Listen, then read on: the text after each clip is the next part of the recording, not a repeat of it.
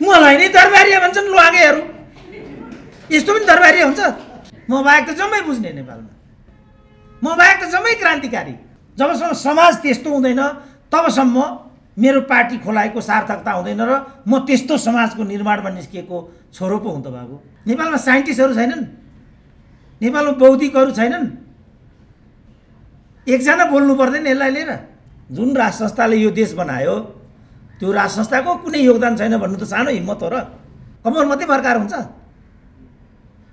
कतिचोटि बर्काए मान्छेले कम्मर। मुख्य कुरा त नतिजा चाहियो।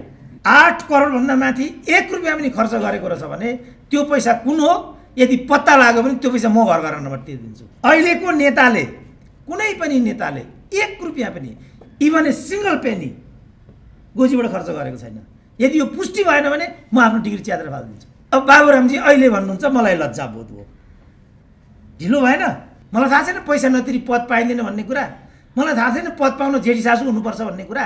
म एउटाले सक्छु, अब घाँटी दुखिसक्यो। मलाई अलिकति शक्ति चाहियो। मैले भनेको यो हो।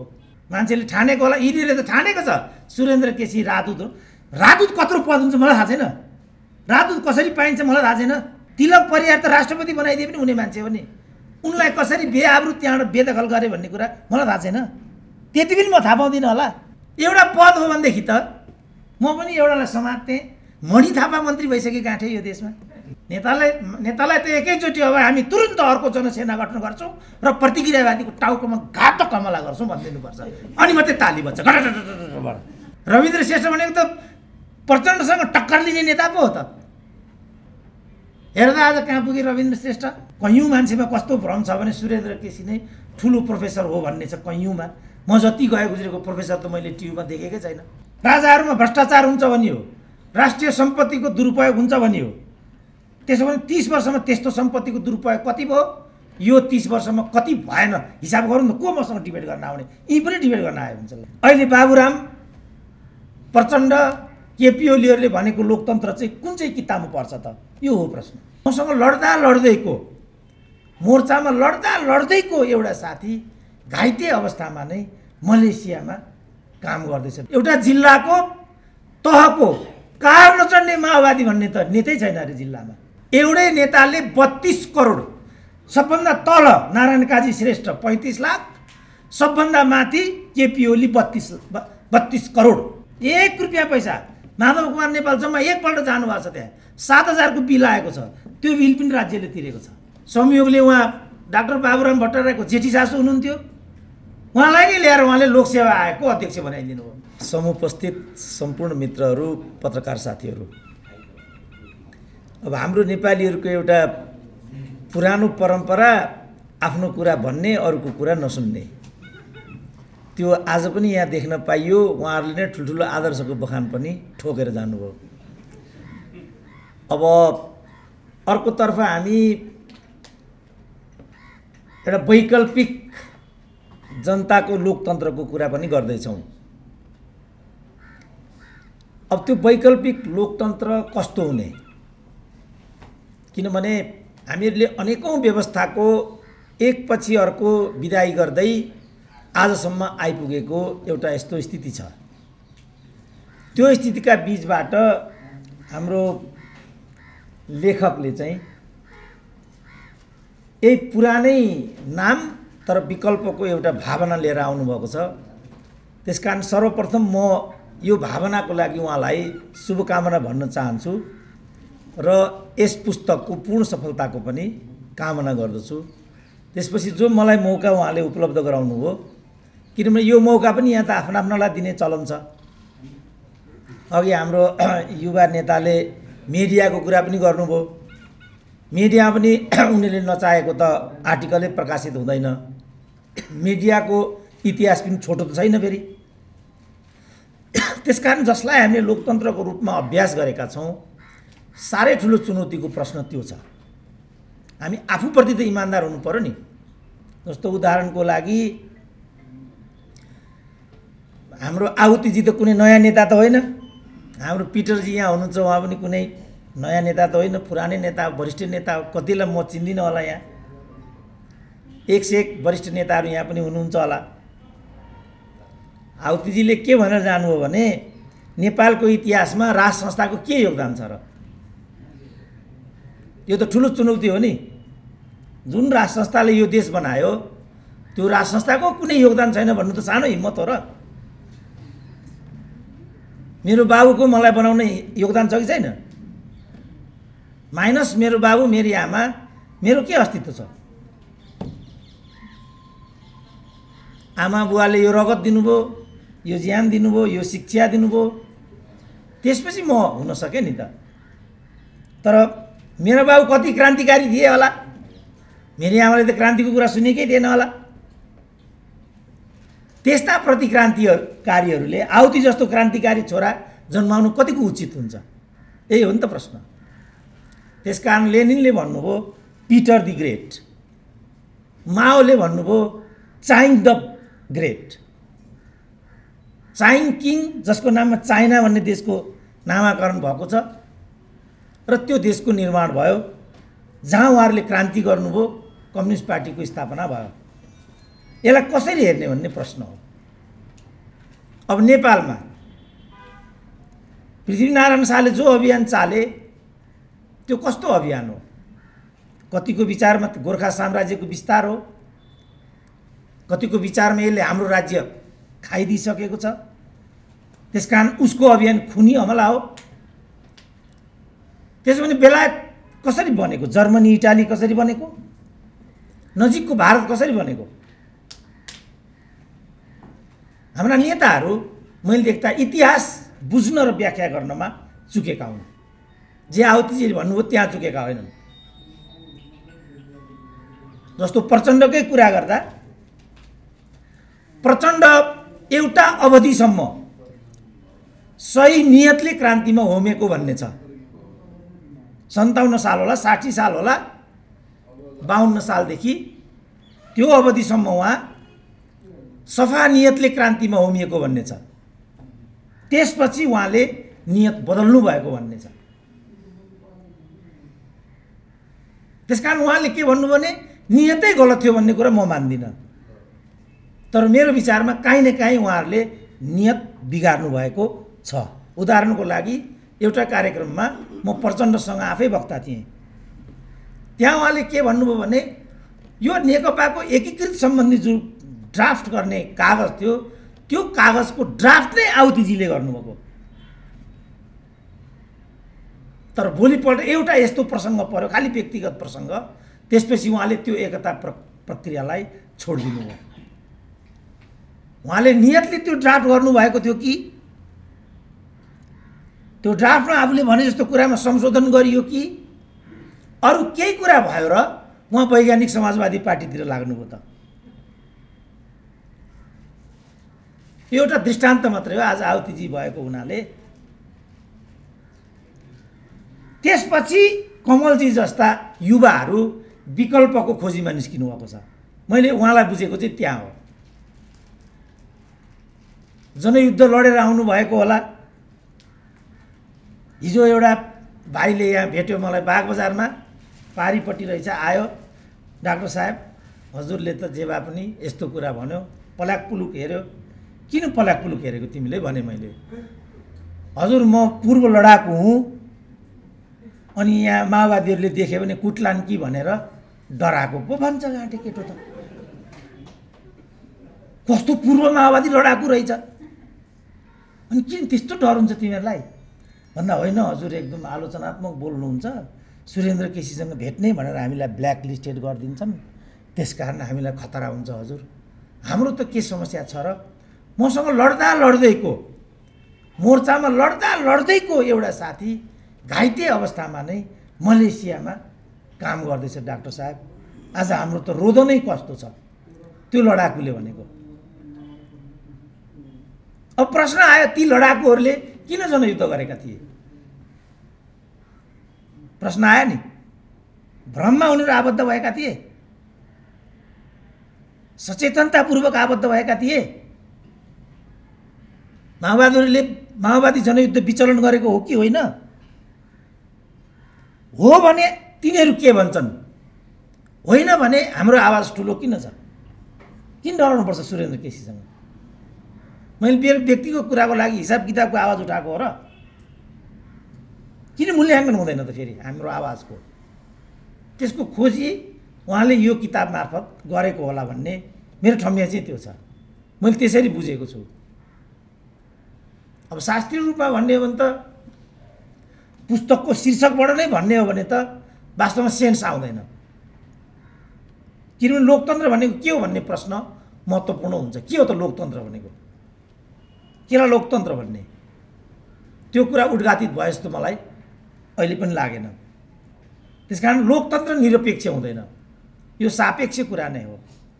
आफ्ना लोकतन्त्र हुन्छन्। पञ्चायतको निर्दलीय लोकतन्त्र थियो, त्यसपछि संसदीय लोकतन्त्र आयो, यो समाजवाद उन्मुख लोकतन्त्र भन्ने कुरा छ।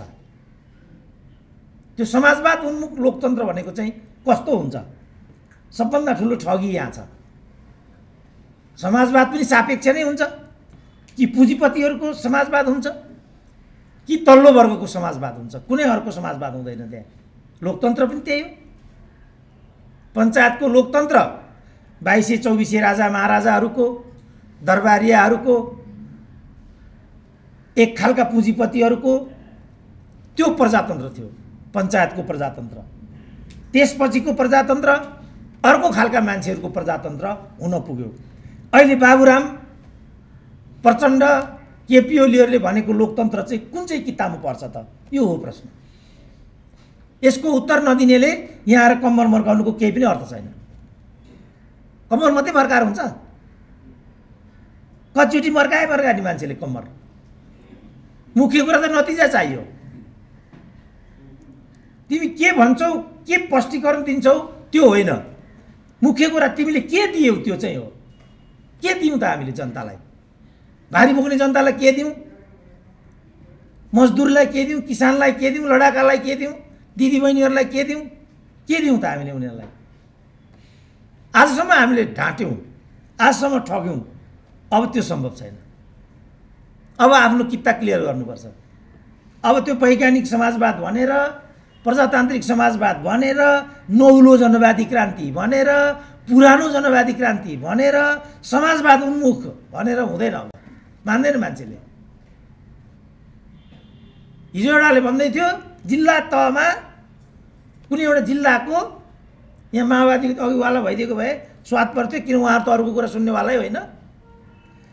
एउटा जिल्लाको तहको कार नचढ्ने माओवादी भन्ने त नेतै छैन अरे जिल्लामा। यो कुन समाजवाद हो? कुन जनयुद्ध हो यो? कुन जनयुद्ध लड्दा यति गरिन्छ? मैले 37 वर्ष पढाएँ युनिभर्सिटीमा। 37 वर्ष खातामा गएर हेर्दाखेरि टोटल मेरो जम्मा भएको रहेछ 7 लाख। अर्को 7 लाख जोडेर छोरीको बिहा गरेँ, सर्वहारा भएँ। मलाई नै दरबारिया भन्छन् लुवागेहरू। यस्तो पनि दरबारिया हुन्छ? यो सब कुराको फोरफार गर्ने समय आएको छ अहिले। पुराका पुरा ठगी हो यो, पुराका पुरा। र कुन मञ्चमा, कुन भाषामा, कोसँग कहिले यो विषयमा डिबेट गर्ने भन्ने भने म तयार छु। पुराका पुरा ठगी हो यो। कमी कमजोरी त काहीँ पनि हुन्छ नि, ममा छैन र? यहाँ कमी कमजोरी मात्रै होइन, आउतीभन्दा त माथिल्लो तहको नेता होला बाबुराम। उहाँले अस्तिको दिन भन्नुभयो राज संस्थाको पनि यो देश बनाउन योगदान छ, उसलाई पनि स्पेस दिनुपर्छ, नत्र देश नबच्ने भयो। दिल्लीमा जानुभयो अपरेसन गर्न, उहाँलाई लज्जा बोध भयो। स्वास्थ्य उपचारको लागि मात्रै नेताहरूले 5 अरब रुपियाँको सुविधा लिएको छ। एउटै नेताले 32 करोड, सबभन्दा तल नारायण काजी श्रेष्ठ 35 लाख, सबभन्दा माथि केपी ओली 32 करोड। तर उहाँहरूले वीर अस्पताललाई कहिले पनि व्यवस्थित गर्नु भएन। एउटा नयाँ अस्पताल बनेको छ भने यहाँबाट उठेर मलाई कसैले भनिदिए हुन्छ कुन चाहिँ अस्पताल हो त्यो?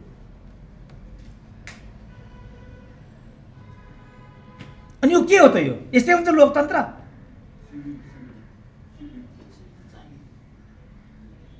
कुन चाहिँ अरे? सिभिल हस्पिटल मास्तिरको कन्फरेन्स हल,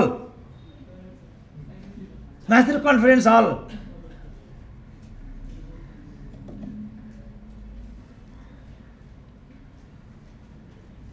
कोभिड टेस्ट गर्ने टेकुको जस्तो अस्पताल एउटा पनि रहेनछ भन्ने कुरा पुष्टि भयो।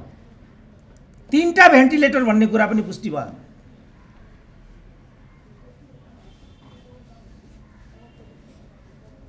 पूर्व पश्चिम राजमार्ग नबनेको भए कि तपाईँ र हाम्रो बिचमा परिचय हुने थिएन। कोदारी राजमार्ग नखोलेको भए कि विकल्प बन्ने थिएन हाम्रो। पृथ्वी राजमार्ग राजाहरूले नै बनाएको हो। ठिक छ, उनीहरूको व्यवस्था निरङ्कुश थियो, त्यो म मान्छु।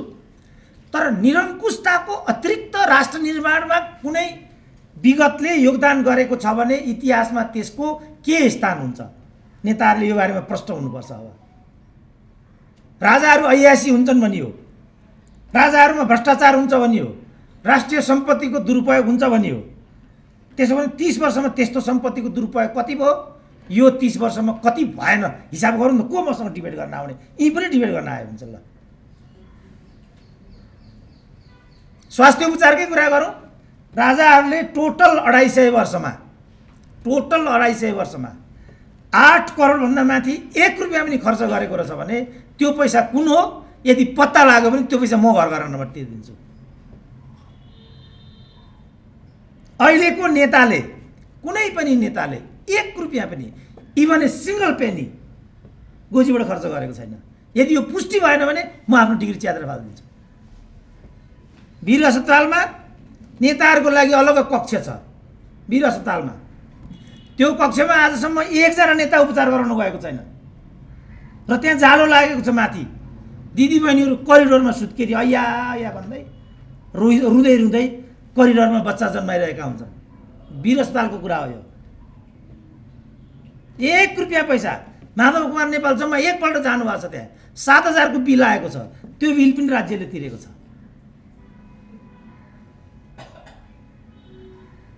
अब बाबुरामजी अहिले भन्नुहुन्छ मलाई लज्जा बोध हो। ढिलो भएन? किनभने राजाले शासन गरेको पनि 29 वर्ष हो, हामीले शासन गरेको पनि त्यही 29-30 वर्ष हो। त्यसकारण हामी इमान्दार हुनुपर्छ। इमान्दार नहुनु आजको महत्त्वपूर्ण पक्ष हो। र यी युवाहरू, यस्ता युवाहरू, मैले चाहिँ उहाँको किताब पढ्दाखेरि मलाई प्रसन्नता कहाँ भएको भने, किनभने मैले त प्रशस्त पढाएँ होइन, मलाई आफ्नो लेभलको बारेमा पनि थाहा छ। म कति के बौद्धिक धरातलमा छु भन्ने मलाई राम्रोसँग थाहा छ। हामी कहाँ मेहनतको पनि बानी कम छ र विश्वविद्यालयको स्तर पनि खस्केको छ। त्यसको सापेक्षतामा उहाँको त्यो किताब पढ्दा मलाई प्रसन्नता भयो, किनभने त्यसमा ठुलो प्रयास छ। अब कन्स प्रश्न कुनै पनि कुरामा हुन्छ। जस्तो उहाँले भन्नुभएको छ, यो सम्पूर्ण कुराको असफलताको जड चाहिँ पुँजीवाद हो, यो भन्नुभएको छ उहाँले। नव उदारवाद, नव पुँजीवाददेखि कोभिडसम्म आउँदाखेरि यो कोभिड पनि पुँजीवादकै हो भनेर ठोकिदिनु भएको छ उहाँले। अब हामी प्रश्न हुनुपर्छ, यो कोभिड भन्ने वस्तु आएको कसरी? वुहानमा अमेरिकी सेनाहरू तालिममा आएका थिए, त्यही बेला यो त्यहाँ छुटेको भन्ने एउटा तर्क छ। वुहानमा एउटा एक्सपेरिमेन्ट हुँदै थियो, त्यो एक्सपेरिमेन्टको क्रममा फुत्केको मानव निर्मित तन्तु नै कोभिड हो भन्ने पनि छ। कसैले एउटा पंक्षीबाट यो मान्छेमा सर्यो अनि विश्वव्यापी भयो पनि भनेका छन्। नेपालमा साइन्टिस्टहरू छैनन्, नेपालमा बौद्धिकहरू छैनन्। एकजना बोल्नु पर्दैन यसलाई लिएर? त्यहाँ चाहिँ लज्जा बोध हुन्छ मलाई। रोनास्ट त त्यत्रो, रोनास्टमा एउटा केमिस्ट हुनुहुन्थ्यो, विज्ञ। संयोगले उहाँ डाक्टर बाबुराम भट्टराईको जेठी सासू हुनुहुन्थ्यो। उहाँलाई नै ल्याएर उहाँले लोकसेवा आयोगको अध्यक्ष बनाइदिनु भयो। रोनास्ट बुङ्गो भयो। राइट म्यान राइट प्लेस चाहिन्छ मैले भनेको यहाँ थियो नि त। आफू हुन नपाएर भन्दै लाल बुझकटहरूले पुरै सिद्धि थिएन। त्यो कुरा आफूसँग सम्बन्धित थिएन। यो मलाई थाहा छैन पैसा नतिरी पद पाइँदैन भन्ने कुरा। मलाई थाहा छैन पद पाउन जेठी सासू हुनुपर्छ भन्ने कुरा। त्यसो भने काङ्ग्रेसको लोकतन्त्र र माओवादीको लोकतन्त्रमा कहाँ अन्तर पर्यो मलाई भनिदिनु त। उही जेठी सासू, उही साली, उही भान्जी, उही पुत्ने छोरो, उही मित छोरो, उही बुहारी, उही छोरी भए त्यत्रो जन त किन गर्नु पर्यो भाइ हो? बोल न यार, कुछ त बोल। म एउटाले सक्छु, अब घाँटी दुखिसक्यो। मलाई अलिकति शक्ति चाहियो। मैले भनेको यो हो। जो हाम्रो साझा विवेकशील पार्टीको युवा नेता हुनुहुन्छ, उहाँहरूलाई त अझ गहिरो गरी म भन्न चाहन्छु कि सामर्थ्य मलाई दिनुहोस् कि सामर्थ्य तपाईँहरू लिनुहोस्। यति शक्तिले हुँदैन। हाम्रो समाज धेरै पछाडि परिसक्यो। यो किताबमा जे भए पनि नभए पनि त्यसको खोजी होला भन्ने मेरो आफ्नो बुझाइ त्यो छ। र उहाँले जुन किसिमको एउटा ल्यागत त्यहाँ देखाउन खोज्नु भएको छ, मेरो कोणबाट त प्रशंसनीय छ। किनभने मैले अघि भने म विद्यार्थी पढाइरहेको छु, युनिभर्सिटीका ठुल्ठुला प्रोफेसरहरू म देख्छु। कैयौँ मान्छेमा कस्तो भ्रम छ भने सुरेन्द्र केसी नै ठुलो प्रोफेसर हो भन्ने छ कैयौँमा। म जति गए गुज्रेको प्रोफेसर त मैले टिभीमा देखेकै छैन। तर म जतिको पनि त्यहाँ अरू भइदिएनन् भन्ने मात्रै विषय हो।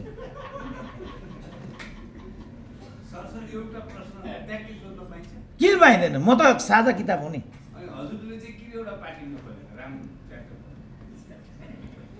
अब मैले चाहिँ यसरी नै देशको सेवा गरेर पुर्याउँछु कि भन्ने हो क्या।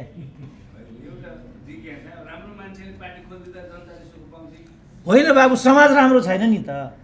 उसलाई गोजीमा खर्च हालिदिनुपर्छ, उसलाई पद नदिकन हुँदैन।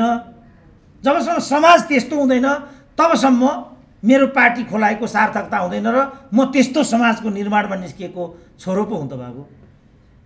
मान्छेले ठानेको होला, यिनीहरूले त ठानेको छ सुरेन्द्र केसी राजदूत हो।